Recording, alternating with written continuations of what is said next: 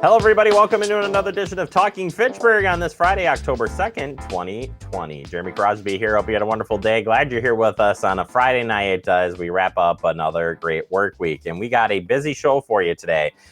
We wanted to replay, if you didn't get a chance to see when we took a tour of the new elementary school, part of the Oregon School District, Forest Edge. We're going to take you out to that today in a two-part series. We aired it a little bit earlier this month, but want to make sure you have a chance to check that out. So we'll be doing that today for the show. So that'll be coming up here in just a little bit. We got a couple of headlines that we are working for you as we head into the weekend. We start with a major solar project. You heard about this through the meetings that we had here in Fitchburg, and this project is moving forward from MG&E here talking about this project. Madison Gas and Electric today received approval from the Public Service Commission of Wisconsin for the 20 megawatt solar array to be built in Fitchburg, Wisconsin, known as the O'Brien Solar Fields. This project will provide locally generated power here from the solar panels, which is awesome to hear, and be right in our backyard. And Andrew is kindly showing you exactly where that is located. All right, other news here for you. Healthy Living with Diabetes, an event coming up at the Fitchburg Senior Center. We want to get you signed up for this 6-week workshop. The information is on your screen. This is October 13th through November 17th if you would like to get involved. All right, that does it for our headlines. See, not too much. We got a lot of the show here to get to. We're going to take you out to the new elementary school next, right here on Talking Fitchburg. Behind every 2020 census taker's mask is a friendly neighbor. They're teachers, retirees, vets, people committed to doing right by getting the count right. If you haven't responded yet, they'll be stopping by to ask some simple questions that will inform how billions in federal funds are spent on local services every year for the next decade. So when they come knocking, say hi from a safe distance and do your part to support your community. Time is running out. Shape your future. Start here at 2020census.gov. Welcome back into Talking Fitchburg. We're now going to take a tour of the new elementary school here in the city of Fitchburg. It's part of the Oregon School District. It's called Forest Edge, and we're going to jump on that tour right now. All right, so as we come in here, we're in our cafeteria, and right now the tables aren't set up for obvious reasons. We also have a stage in here, which will feature performances and drama productions. The stage is unique because it also has a mirror image stage behind it in our outdoor classroom that you'll see out here. And so some of the features we tried to capture in the building, you'll see them throughout the tour today, are elements of nature. You'll see pockets of carpeting that's supposed to look like grass. We have chairs that are to look like stones or boulders that will go in that seating area. The servery is matched to design what we have at Rome Corners, because we, like Rome Corners, will have 5th and 6th graders here, which is sort of unique because most of our elementaries are K-4. So our 5th and 6th graders will get 3 lunch options. Our K-4 will get 2, more similar to the experience that they would have at elementary. So it works that they'll go through there, and they'll zip down that hallway to go out to recess. So one of the things that we have in the building is a special glass, which we put an electromagnetic or a charge to, and the charge can then dim the glass.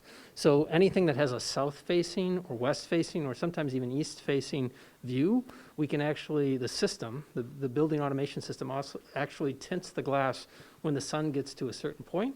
And we do that so that we don't grab excess heat into the building, and it also helps with glare for the building. So we don't necessarily need shades on those areas. And so that's one of the really unique energy component parts of this building. Some of the unique features that even before COVID was a thing, we are happy we have this because we have 3 outdoor spaces that our kids can use. We do have small groups of kids coming back next week. Our outdoor classroom can be used by all grade levels, and we're going to start adding some design features out here that have music themes, art themes, and so on, but we really want to capture a kid design. We do have the stage there for outdoor performances as well. And you'll see our next corridor will be more geared towards kindergarten. One of the unique things about this building, teachers all had a hand in designing it. We did a group of teachers from across our district, and everyone had kind of a little input or something that was special to them that they thought would be important. One of the things I think is interesting is each area has a pod area for their cubbies or lockers for the big kids, and teachers really thought it was important to have all of this below eye level so they can look out and they can see what's going on as kids are coming and going in the day. And so you'll see different things that are now reminiscent of our design team coming back and remembering those discussions as to what people thought was important. So here we are in a regular kindergarten classroom, set up to be socially distanced for our COVID for 6 kids. I'm excited to have even 6 kids in this room next Monday. So you'll see the pretty good size, and each teacher wanted to make sure they had storage somewhere close by, so that was really important. Kindergarten's lucky to have it right in their classroom because kindergartners use a lot more stuff than 6th graders. Kindergarten also has bathrooms in each of the classrooms, but you'll see different furniture that was decided upon. These are some of my favorites that they can move and be configured different ways, but they're soft and yet they're also vinyl, so you're not getting, you know, kids making messes on there. The little green stools over there pop apart, so you can have them at different levels. You can build them taller or smaller. You can flip them over so they don't rock. Some kids need that extra movement, and so they will rock if they're moved a certain way. Here we have our kindergarten-only playground. It's got a really soft flooring that's kind of almost a gummy system, I guess, to help prevent any injuries or falls. And just kindergarten only needs their own special place. And typically kindergarten teachers don't adhere to an exact recess schedule. They're more fluid or responsive to what kids are needing in that moment. So nice, easy access to get out and move some kids around when they need it. Here we have our 3rd courtyard, and it doesn't look like too much right now, but in spring we'll be making raised beds and starting our school garden. We just obviously missed the planting season right now. And so one thing that was also important to people who know things about gardens, not me, was to have our storage in that stoneware area, access to water, and keep our things kind of locked up in a way.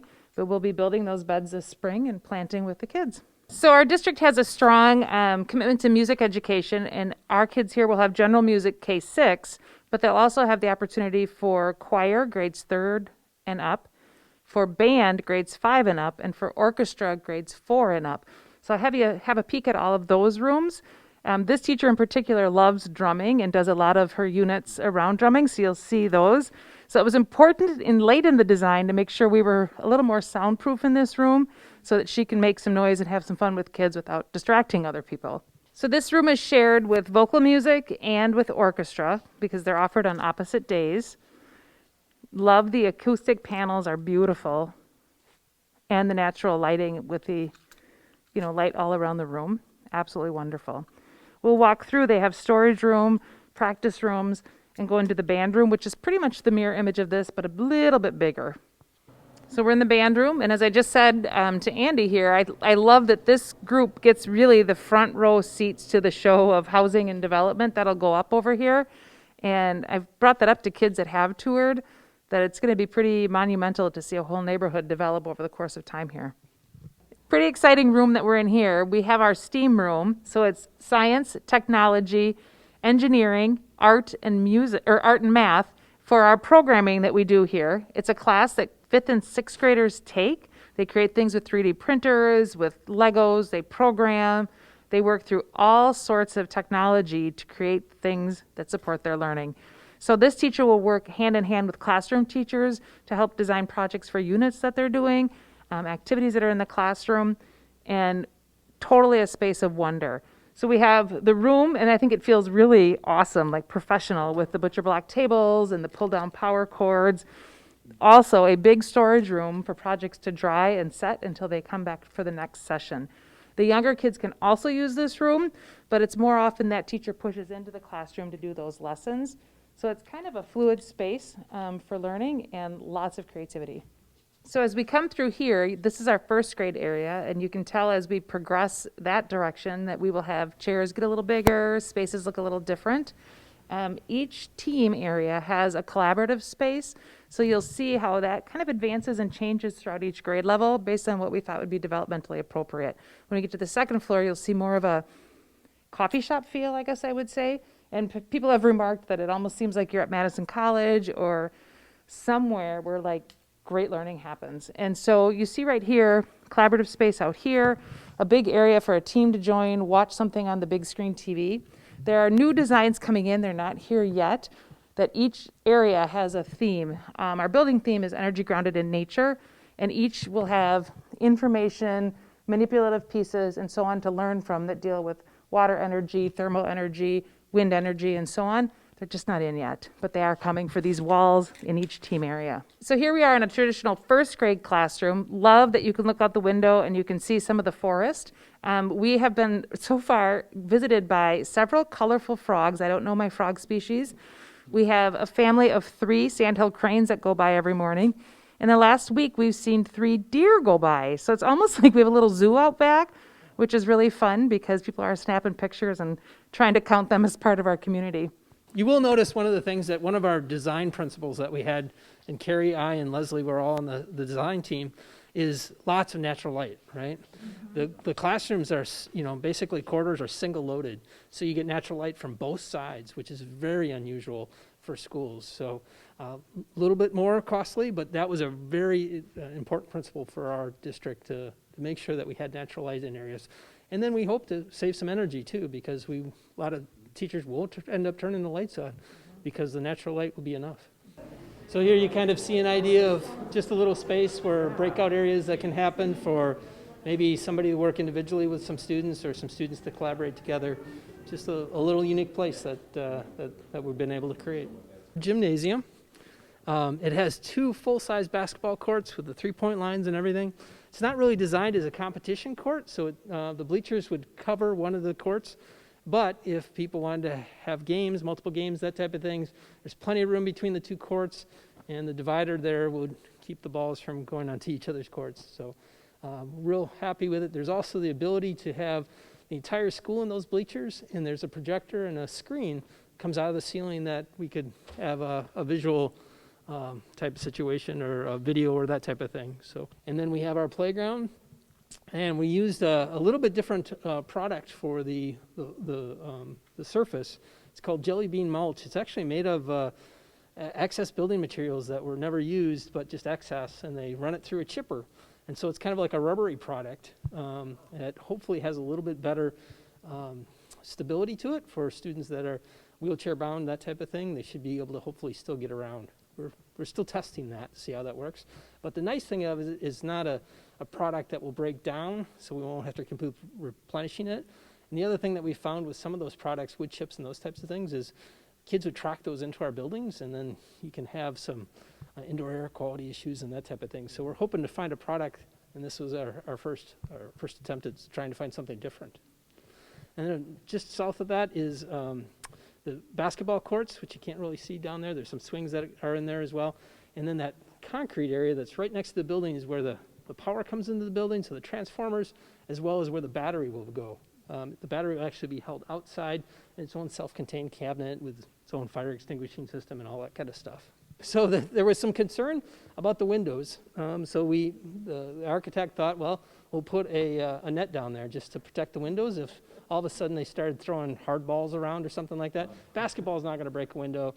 But if somebody were to play baseball or something in here, that potentially could do something.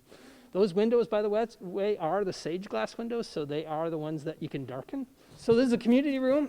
We want this to be available for the community that want to use it. It is very secure, so you'll notice we can get in from there, but if you try to get into the commons, you can't. You'd have to go out into the foyer and then get buzzed into the building. So what's unique about this room is this is where the pipes come into. So there's all the pipes that are coming from the playground area, from underneath those spaces. Nothing overly exciting. They don't move or anything. We are going to color code them, but that's the extent of it. There's some pressure gauges in there if you wanted to see that, but that's the extent of it. The area is very self-contained, though. We have its own bathroom, has its own little kitchen, as well as table storage in there. There were some Chromebook carts in there a while ago. I'm not sure what's in there now. But the idea is that you can kind of run a meeting in here and not really have to go into the rest of the school. All right, we're going to take a quick break. We got more to come. Stay tuned. You're watching Talking Fitchburg.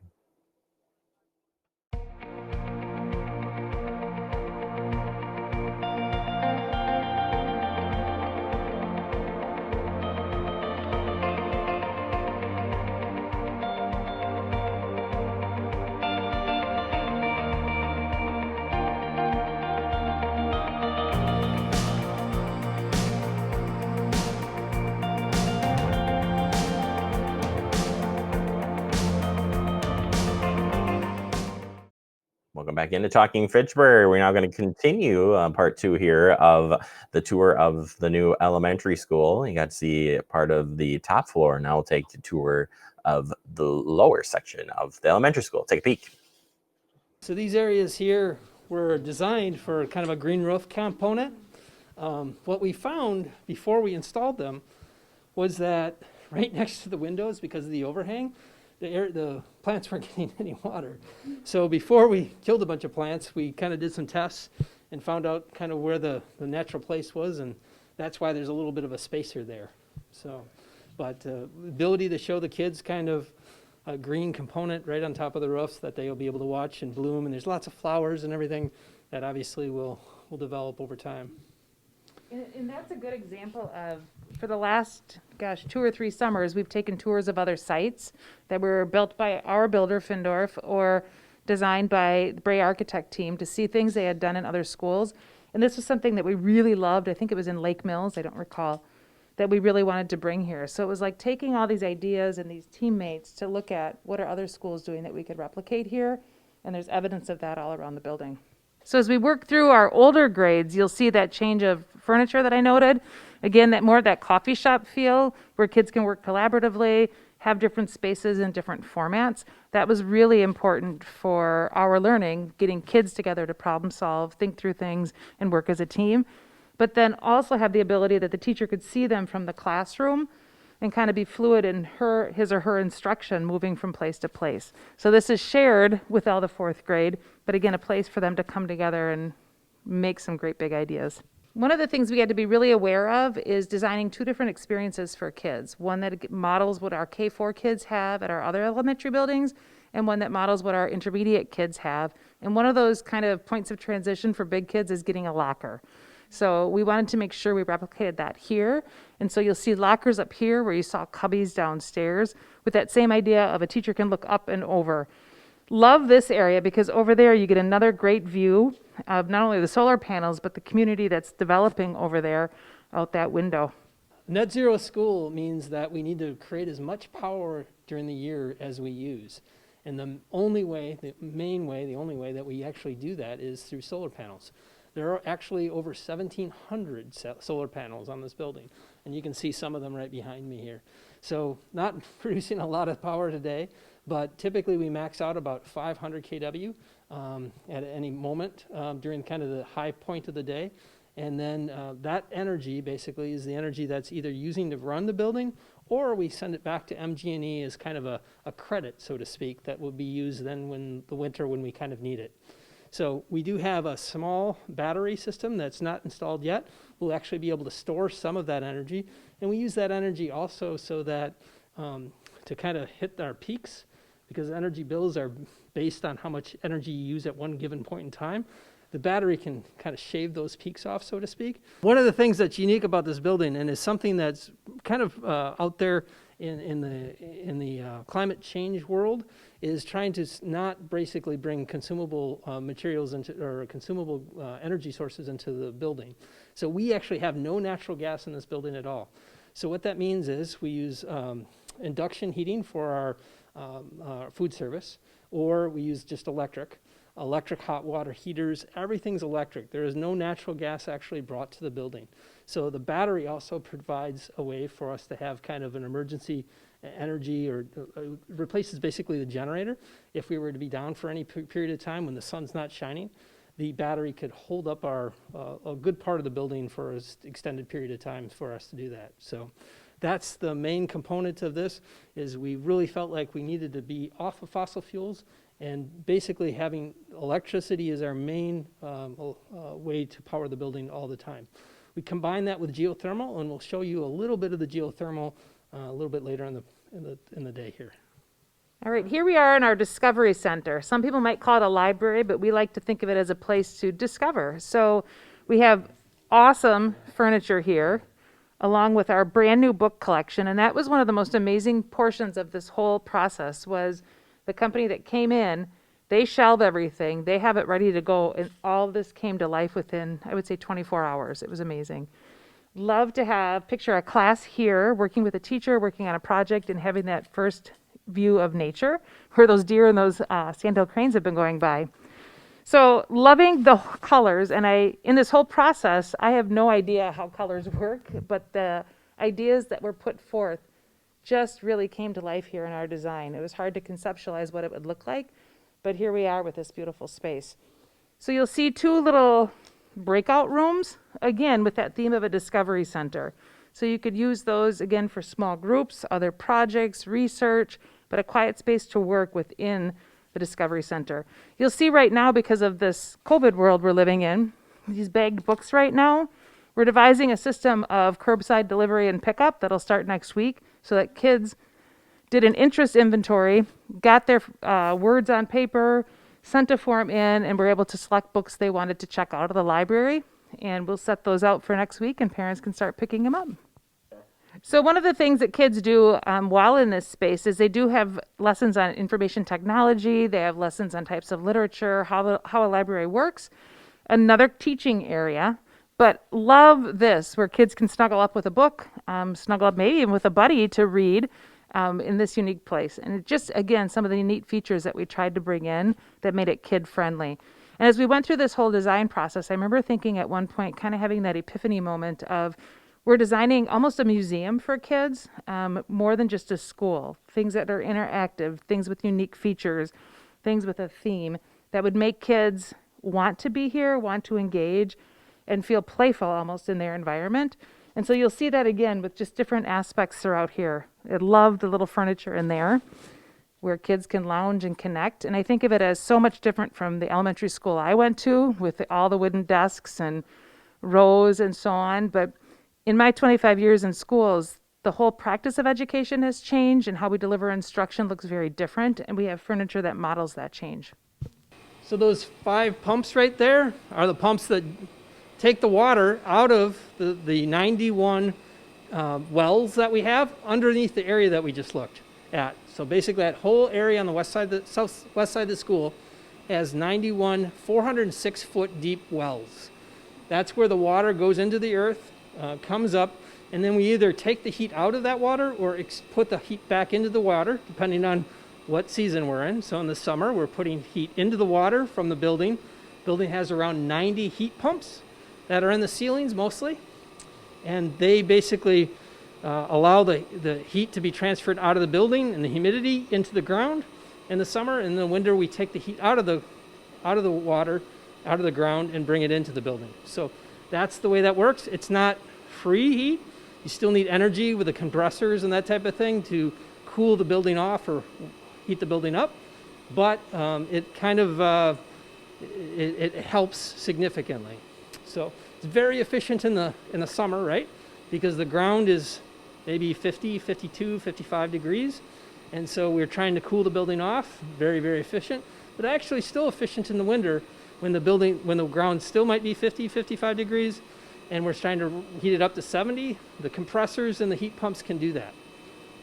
So those are the 2 structures over there are just the electric hot water heaters. And this is kind of the boiler room to the entire building. No combustion at all. Everything's electric. So the 2 things that are going into this room, and we'll actually have you move in a second again, this is actually where the dumpster goes. The aesthetics of the building were very important to us, so we actually brought the dumpster, and the dumpster is actually a compactor. And the compactor has a slide in it that allows us to put recyclables in one side and garbage in the other. Again, trying to be the sustainability building that we want. We want to actually measure how much recyclables we have compared to garbage. And by having this dumpster that has a slide in it, when they take it to the dump, they take the entire structure to the dump, they can just actually weigh that, and we can monitor how much recyclables and how much garbage that we're bringing out of the building. We have the same system actually at Netherwood and Prairie View between the 2 schools. The structure is self-contained. We do have our own ventilation system in here in case it does get smelly or anything, but for the most part, it should stay within that structure for potentially several weeks, if not a month. On the other side of this wall here is where our electrical is. Basically, these are our 5 inverters. Each inverter can do about 100 watts. So it takes DC power and turns it into AC power. And each one will do 100 kilowatts, not watts, kilowatts. So that's all the wires that you saw basically running on the top of the roofs all come down here, and these are the devices that turn that into electrical power. And then the other devices down here are kind of the batteries, the smarts, and this also is kind of a smart, basically energy system for the building. So we can monitor all kinds of different things. Actually, each circuit we'll be able to monitor and see how much power it's drawing and be able to measure that based on plug loads or lighting loads and those types of things, so we can work with the kids so that it can be a building that they can learn from and try to do their part to be sustainable. It's almost all automatic. I mean, the design, everything, all the work was really set up in the front part of it so that it does it automatically. There's rules that the system will follow, so how to manage that. And sophisticated things like if the power that the building needs starts to go high, what it can do is it automatically will say, okay, we're going to lower the lights very slowly. People won't probably even notice it, but to reduce the lighting load. And it's called energy shedding. And you can set priorities for different circuits. So maybe storage areas, we make sure that those are off. Maybe we do reduce the classroom lighting a little bit. Maybe we reduce the hallway lighting quite a bit more, as a way to just manage that lighting load. So the idea is for it to be very, very intelligent in itself, but sure, there's a lot of training that goes along with it as well. So we didn't talk about the lighting system, actually. The lighting is a very intelligent lighting system. One of the, maybe not in this room because there's no light that's going to get into this space because it's not really an occupied space. But if you were out in the classrooms, you would have seen a little structure on each individual light. And each individual light has its actually own daylighting sensor and its own motion center. And it's wireless. So that's why sometimes when we were pushing the buttons, it takes a little second or two before it reacts, because there's a signal that goes from that controller to a wireless receiver and then to the lights to have them do what they need to do. So, but that's nice because the lighting control system can then tell us how much lighting it's using, as well as some of the energy savings things that we do. It can show you how much energy savings we would have for each individual strategy that it has, whether that be light shedding, daylighting, those types of things. So very sophisticated system, like you said, but our hope is that it really doesn't create more work for us. It's just kind of built in. It's going to happen seamlessly. Right. That's the same thing with the windows. There's actually sensors on top of the roof in a couple different locations, and it basically knows where the glare is by these sensors. They're three-sided, I think, because the north doesn't really matter, but west, east, and south, so that it can see where the sun is and it knows what to do with the lights, and somebody doesn't have to be going, oh, I got to dim the light, the window's down this here. It just automatically knows that. And when you talk to the people that bring this system, which is based out of Minnesota, they say it just kind of happens behind the scenes, and you don't even recognize that it's happening. All right, there you have it. We'll have that posted up online for you, so you can go back and check that out. Wrap up the show next. You're watching Talking Fitchburg. ¡Sam, Elmo! Hola, Julia. ¿Estás lista para tocar con nosotros? Yo tocaré mi clarinete. Y Elmo tocará su tambor. Tambor ruidoso. Bueno, ya sabes qué hacer, Julia. Julia sabe. Dado el autismo de Julia, los sonidos pueden ser muy fuertes. Y hace música a su manera. ¡A tocar! La detección temprana del autismo puede hacer una diferencia de por vida. Conoce más sobre la detección temprana en detecciondeautismo.org. All right, that does it for the show. Have a great weekend, everybody. Get outside and enjoy those cool temperatures. I'll see you back here on Monday.